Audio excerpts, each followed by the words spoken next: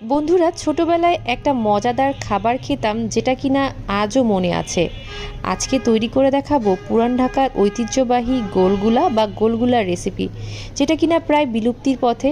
আর এই গোলগুলাটা যারা এখনও খেয়ে দেখেননি অবশ্যই বাসায় ট্রাই করবেন। ঘরে থাকা সামান্য কয়েকটি উপকরণ দিয়েই এই গোলগুলাটা তৈরি করা যায়।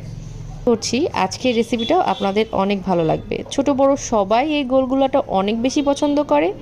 চলুন দেখে নেওয়া যাক পুরান ঢাকার ঐতিহ্যবাহী গোলগুলা বা গোলগুলার রেসিপিটা। তার আগে যারা এখনও আমার চ্যানেলটি সাবস্ক্রাইব করেননি, প্লিজ সাবস্ক্রাইব মাই চ্যানেল, এবং ফেসবুক থেকে দেখলে পেজটি লাইক করতে কিন্তু ভুলবেন না।